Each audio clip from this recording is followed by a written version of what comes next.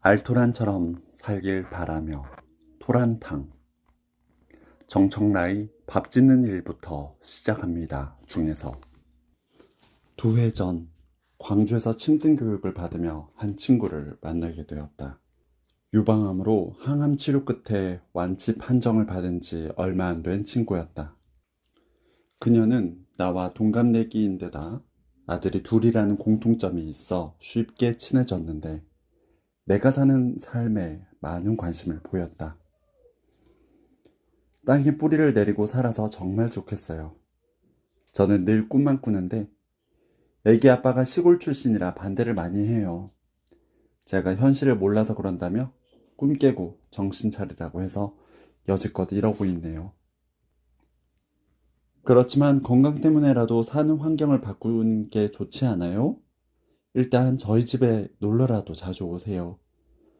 아이들도 비슷한 또래라고 하니 같이 놀면 좋겠어요.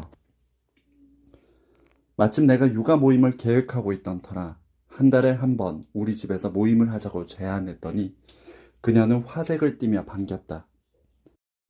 하지만 모임에 나온 건 딱 두 번.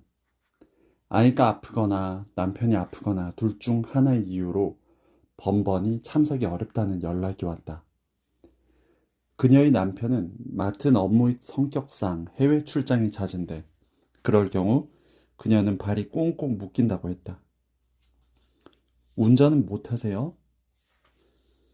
면허는 있어요. 그런데 애기 아빠가 제가 운전하는 걸 많이 불안해해요. 대화를 하다 보면 번번이 애기 아빠가 란 말이 무슨 장애물처럼 툭툭 튀어나왔다. 심지어 그녀가 보내온 많은 편지들에서도 그랬다. 그녀는 모임에 못 나오게 되면서 한두 달에 한두 번꼴로 손편지를 보내왔다.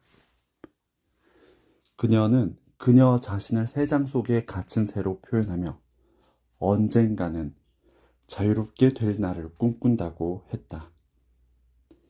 그때마다 나는 말했다.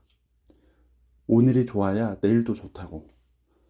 무조건 참고 견디는 게 능사는 아니니까 오늘 하루 어떻게 신나게 살지만 생각하라고. 만약 도시를 떠나는 게 명확한 답이라고 여기는데 신랑이 반대한다면 신랑에게 선전포고라도 내리라고. 하지만 내 말이 그녀에게 어떻게 가닿는지는 알 수 없었다. 그리고 몇 달이 지난 뒤 급하게 빈집을 알아봐 달라는 연락이 왔다. 병원에서 정기 검진을 받았는데 암세포가 간으로 많이 전이된 상태란다. 이제는 완치가 아니라 생명 연장을 위해 항암 치료를 하라는 권고를 받았는데 그녀는 병원 치료는 받고 싶지 않다고 했다.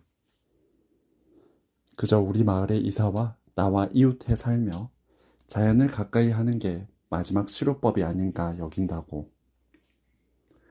남편분은 뭐라고 하세요? 제가 이 지경이 되니 두 손 다 들었어요. 제 마음대로 하라네요. 때마침 우리 마을에 주인이 팔려고 내놓은 빈집이 있어 말했더니 당장 보러 오겠다고 했다. 상황이 상황인 만큼 이제는 자신의 삶을 더 이상 유보하지 않을 작정인 듯 했다. 그래요. 아직 늦지 않았어요. 어차피 누구나 내일은 장담 못하는 거 아니겠어요? 하루하루 빛나게 살다 보면 언제 아팠나 싶을 때가 올 거예요. 나는 진심으로 그녀를 응원하는 마음이 되었고 내가 도울 수 있는 일이 있다면 최선을 다해 돕고 싶었다. 그리하여 그녀가 집을 보러 오겠다고 한 날 정성을 다해 밥상을 차려내어 내 마음을 보여주었고 복덕방 주인이라도 되는 양 빈집의 이모저모를 소개했다. 그러나 예상치 못한 상황이 펼쳐졌다. 그녀의 남편이 팔려고 내놓은 집 말고 엉뚱한 땅에만 군침을 흘리는 게 아닌가. 당신이 저런 호껍데기 같은 집에서 살 수 있겠어? 당신은 추위를 많이 타잖아. 그 집 말고 그 뒤에 터가 좋던데. 거기는 안 판답니까? 그 뒤로 싹 밀어서 크게 주차장을 들이고 조립식으로라도 집 하나 지으면 딱인데. 큰 주차장은 뭐 하시려고요? 가끔씩 지인들 불러서 고기도 구워 먹고 하려면 일단 주차장이 좀 넓어야지요. 그 말을 듣고 사실 나는 좀 놀랐다. 아내가 위독한 상황에서 손님들을 위한 주차장까지 생각하며 집을 보러 다니다니. 하지만 그녀는 난 모르겠으니 당신 뜻대로 하소 하고 말았다. 여전히 남편의 뜻이 먼저였다. 그 뒤로도 그녀는 전화나 문자로 간간히 소식을 전해왔다. 남편 회사 가까운 곳에 평당 40만 원 하는 땅을 샀다고. 집 짓는 과정에서 몇 가지 문제가 생겨 공사가 지연되고 있다고. 건강이 악화되어 결국 항암 치료를 받고 있다고. 그러다가 며칠 전에 다시 전화가 왔다. 우여곡절 끝에 집 공사가 대략 마무리되었고 항암 치료 중에 몇 차례 죽을 고비를 넘기며 결국 치료는 중단한 상태라며 우리 집에 오고 싶단다. 와서 내년에 텃밭에 뿌릴 씨앗을 얻어가고 싶다면서. 나는 물론 환영이었다. 어쩌면 다시 볼 수 없을지도 모른다 여겼는데 다시 볼 수 있다는 것만으로도 얼마나 고마운지, 그동안 얼마나 고생이 많았겠나 싶어 또다시 밥상으로 내 마음을 보여주고 싶었다. 팥을 듬뿍 넣고 밥을 짓고 번거로워 잘 안 해먹게 되는 토란으로 탕을 끓이기로 했다. 지난해 우리 집에 왔을 때 토란탕을 끓였더니 그녀가 암에는 뿌리채소가 약이라며 아주 맛나게 먹었던 게 떠올라서다.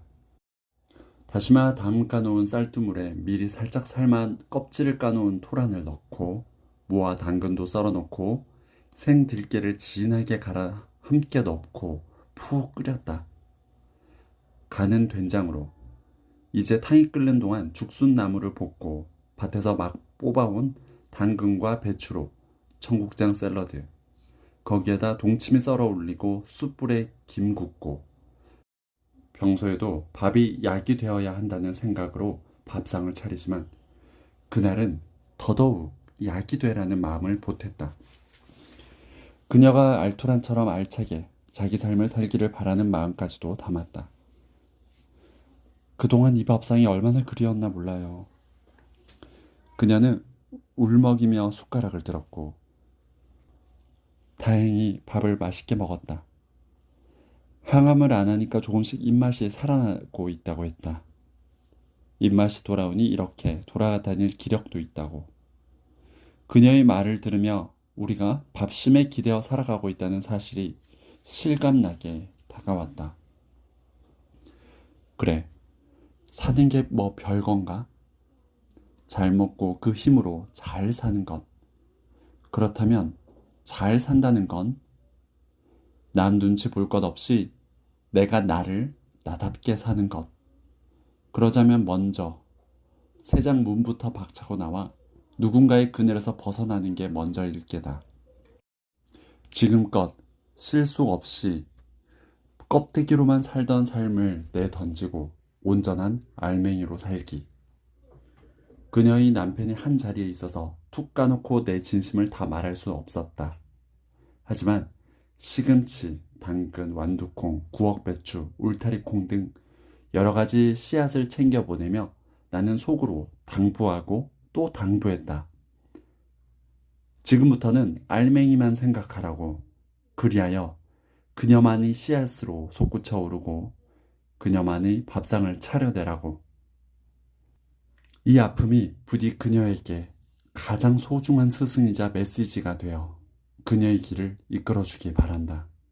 더불어 거품을 걷어내고 진정 붙잡아야 할 삶이 무언지 가르쳐 주기를.